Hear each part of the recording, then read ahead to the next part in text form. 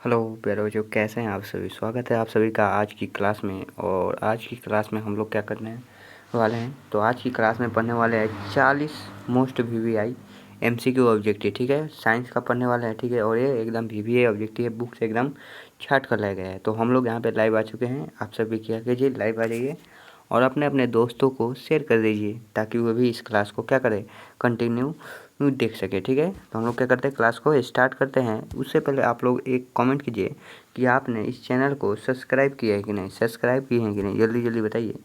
ठीक है, और हम लोग क्या करते हैं, क्लास को स्टार्ट करते हैं। ठीक है, चलिए आइए पहला नंबर क्वेश्चन को देखते हैं। ठीक है, और देखिए पहला नंबर क्वेश्चन आपसे पूछा गया है।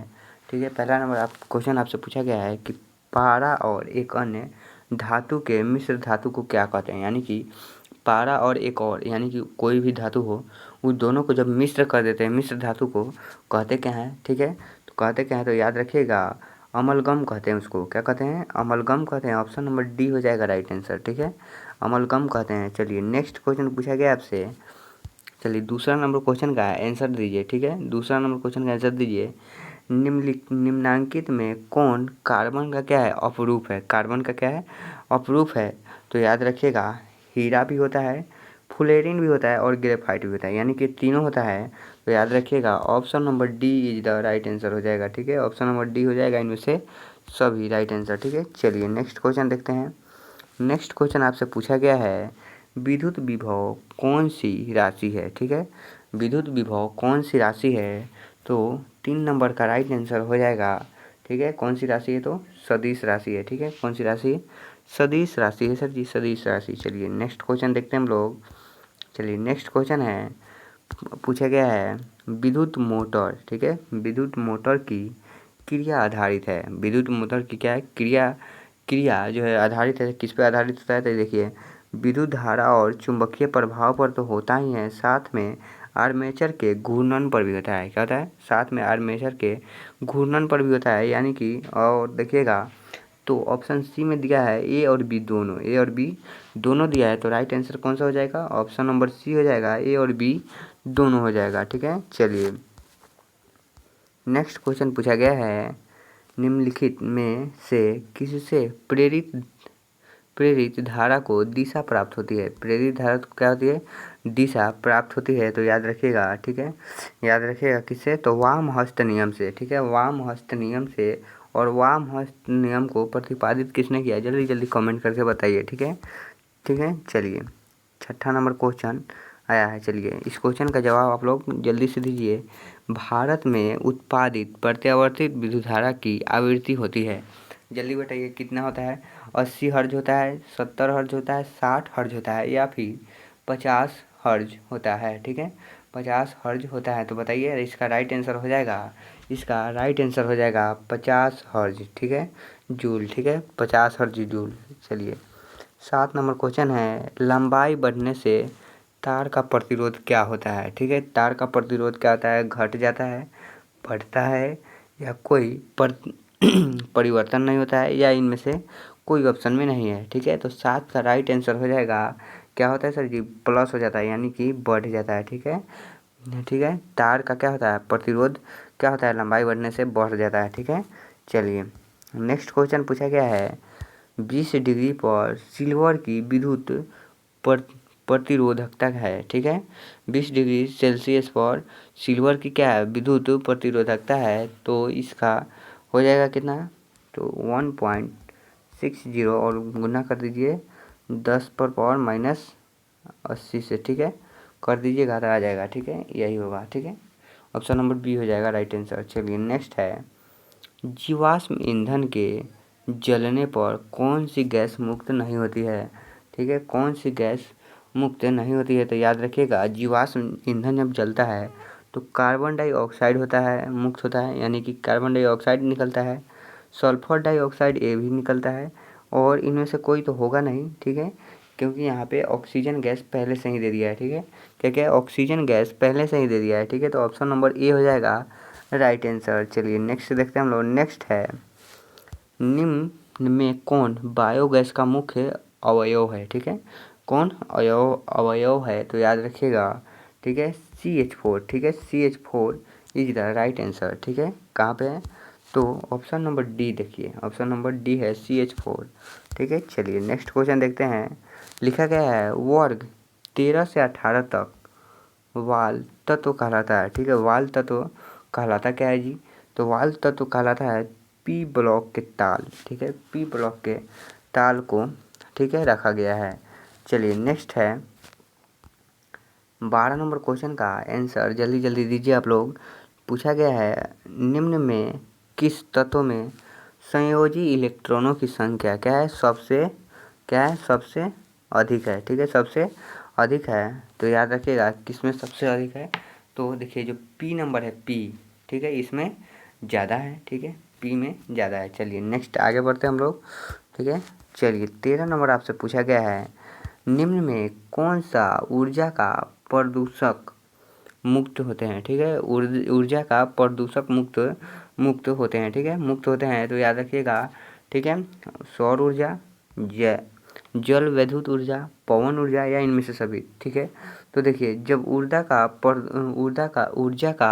प्रदूषक मुक्त होता है तो ये तीनों होता है। ठीक है, सौर ऊर्जा भी होता है, जल विद्युत ऊर्जा भी होता है और पवन ऊर्जा भी होता है। यानी कि ऑप्शन नंबर डी याद रखिएगा मेरे भाई। ठीक है, इनमें से सभी। ठीक है, चलिए आइए आगे बढ़ते हैं। आगे आपसे पूछा गया है ओजोन परत के अवक्षय के लिए निम्नांकित में कौन उत्तरदायी है। ठीक है, निम्नांकित में कौन उत्तरदायी है? सल्फर है या कार्बन डाइऑक्साइड है या कार्बन है या क्लोरोफ्लोरोकार्बन है। ठीक है, क्लोरोफ्लोरो क्या है? कार्बन है। तो याद रखिएगा ओजोन परत जो छिद्र हो रहा है इसका कारण क्या है? तो क्लोरोफ्लोरोकार्बन है। और देखिए जो ओजोन परत छिद्र हो रहा है इसके कारण अब क्या हो रहा है, जो व्यक्ति है, ठीक है, जो लोग हैं, मनुष्य है, उनको क्या हो रहा है, त्वचा कैंसर की समस्या पड़ रही है। ठीक है, ओजोन परत के छिद्र होने से मतलब मनुष्य में क्या हो रहा है, अब बीमारी आ जा रही है जिसका नाम है त्वचा कैंसर। ठीक है, चलिए नेक्स्ट क्वेश्चन आपसे पूछा गया है आहार और पइन किन राज्य की जल संचयन व्यवस्था है? जल संचयन क्या है? व्यवस्था है। तो याद रखिएगा बिहार की। ठीक है, बिहार की। चलिए आगे बढ़ते हैं हम लोग। आगे बढ़ते हैं 16 नंबर का आंसर आप लोग दीजिए कि निम्नांकित में कौन प्राकृतिक संसाधन है? निम्नांकित में कौन प्राकृतिक संसाधन है? अच्छा बताइए। मृदा यानी कि मिट्टी, मिट्टी को किसने बनाया? भगवान ने बनाया। जल किसने बनाया? भगवान ने। वायु किसने बनाया? भगवान ने। यानी कि इनमें से सभी क्या है? प्राकृतिक का मतलब होता है जिसे इंसान ने नहीं बनाया। जल किसी ने कोई इंसान बनाया जी? नहीं। मिट्टी कोई इंसान बनाया? नहीं। हवा कोई बनाया? नहीं। ये सब क्या है? प्रकृति की देन है। ठीक है, ठीक है, इसे कोई इंसान नहीं बनाया। ठीक है, उसी को कहते हैं प्राकृतिक संसाधन। ठीक है, चलिए आगे बढ़ते हैं हम लोग। नेक्स्ट क्वेश्चन है निम्नांकित में वन पर आधारित उद्योग है कौन है? वन पर आधारित वन पर आधारित उद्योग कौन सा है? तो बताइए। लाख उद्योग, लाख नहीं होगा, यहाँ पे लकड़ी उद्योग हो जाएगा। सॉरी, यहाँ पे शायद गलत लिखा गया है। ठीक है, नेक्स्ट है कागज उद्योग, लकड़ी नहीं, ये लकड़ी उद्योग है, ये कुछ और है। ठीक है, ये कुछ और है, इसको छोड़ देते हैं। ठीक है, चलिए कागज उद्योग, लकड़ी उद्योग, ये दोनों तो क्या है? वन के आधारित यानी कि पेड़ पौधों से प्राप्त होता है। ठीक है, यानी कि इनमें से सभी मार दीजिएगा, ऑप्शन नंबर डी हो जाएगा राइट आंसर। चलिए आगे बढ़ते हैं हम लोग। नेक्स्ट क्वेश्चन पूछा गया है हमें किससे उचित मात्रा में आयोडीन प्राप्त हो सकता है? आप बताइए।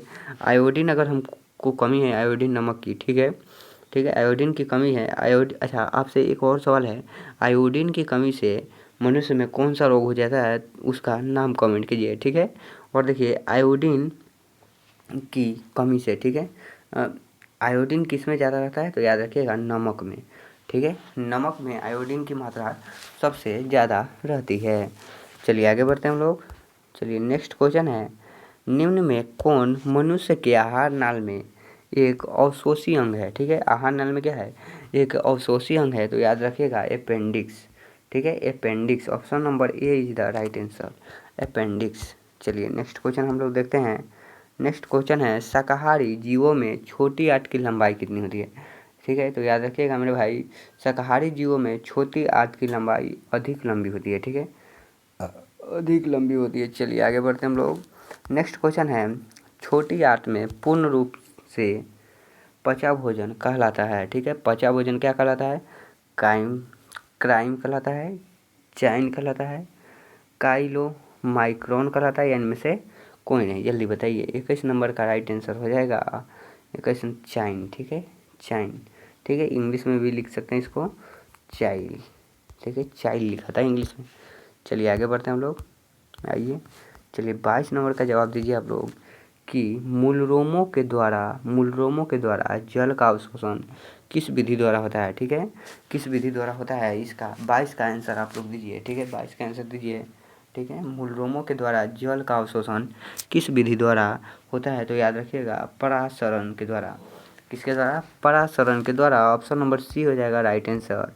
चलिए नेक्स्ट है उच्च रक्तचाप।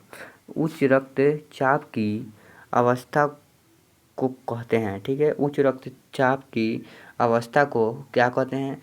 तो उसको कहते हैं हम लोग हाइपरटेंशन। ठीक है, हाइपरटेंशन कहते हैं उसको। ऑप्शन नंबर बी हो जाएगा राइट आंसर।